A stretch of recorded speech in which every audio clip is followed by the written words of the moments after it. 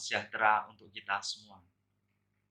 Sahabat yang terkasih, pada kesempatan kali ini kita bersama-sama hendak mendalami sebuah pertanyaan yang mungkin pernah kita dengar, yaitu apakah benar pemimpin gereja agama Katolik yang biasa kita sebut dengan sebutan pastor, romo, atau pater memiliki keluhuran hidup yang tinggi?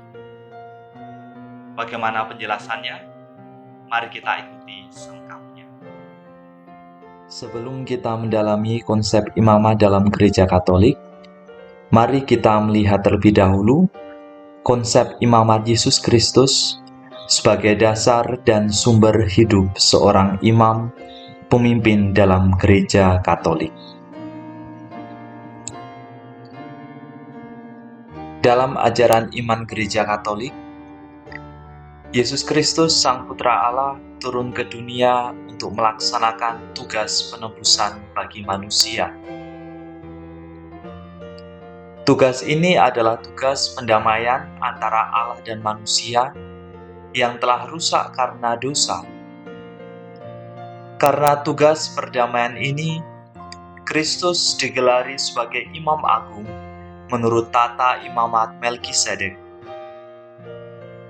Imamat Melkisedek bukanlah imamat turunan seperti imamat dalam Yahudi. Imamat Melkisedek adalah imamat rajawi, raja damai. Imamat Yesus ini berlangsung selama-lamanya. Kekekalan ini terjadi karena Yesus telah menyerahkan dirinya sebagai kurban tebusan agung. Kurban ini dilakukan satu kali untuk selama-lamanya. Kurban ini adalah kurban yang tidak bercacat, yang melebihi segala kurban yang ada. Kurban Yesus ini adalah kurban penebusan di kayu salib. Dia, Sang Imam Agung, mempersembahkan dirinya sendiri sebagai domba Paskah yang tidak bernoda. Kurban inilah yang menyempurnakan kurban-kurban yang lain sampai saat ini. Melalui kurban ini, manusia disucikan dan disatukan dengan Allah. Kesimpulan dari penjelasan ini adalah bahwa Yesus adalah Imam Agung perdamaian yang berlangsung selama-lamanya.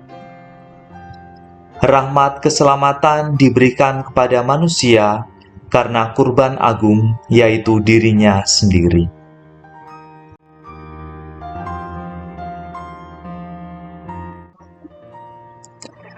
Lalu bagaimana dengan konsep imamat pemimpin gereja Katolik yang biasa disebut dengan pastor, romo, atau pater? Imam dalam gereja Katolik adalah imam yang menghadirkan Kristus di dunia. Mereka hadir sebagai Kristus di tengah gereja secara khusus dan masyarakat secara umum. Sama seperti Kristus, mereka juga mempersembahkan kurban untuk mendamaikan manusia dengan Allah. Pelayanan mereka adalah untuk pengudusan demi keselamatan manusia. Terkait hal ini, ada 2 poin yang perlu kita ketahui. Yang pertama, imam dalam gereja Katolik mempersembahkan kurban yang sama dengan Kristus. Dalam perayaan Ekaristi, mereka hadir sebagai Kristus yang mempersembahkan tubuhnya di salib. Imam hadir untuk mempersembahkan kurban Paskah yang telah terjadi sekali untuk selama-lamanya. Kedua, hidup, panggilan, dan pelayanan seorang imam adalah kurban yang layak dipersembahkan kepada Allah. Seperti halnya tubuh Kristus, hidup imam diambil, dipecah-pecah, dan dibagi-bagikan kepada banyak orang. Kasih-Nya bersifat universal, sambil mengusahakan hidup murni dengan menyangkal kedagingan dan duniawi. Penyerahan dan ketulusan dalam pelayanan ini adalah kurban yang hidup. Pengorbanan ini menjadi lebih istimewa ketika imam menyatukannya dengan kurban Kristus dalam Ekaristi. Sahabat semua, kiranya demikian penjelasan singkat tentang keluhuran hidup seorang imam dalam Gereja Katolik, yang membedakan konsep imam dalam agama atau kepercayaan lain. Demikian, terima kasih.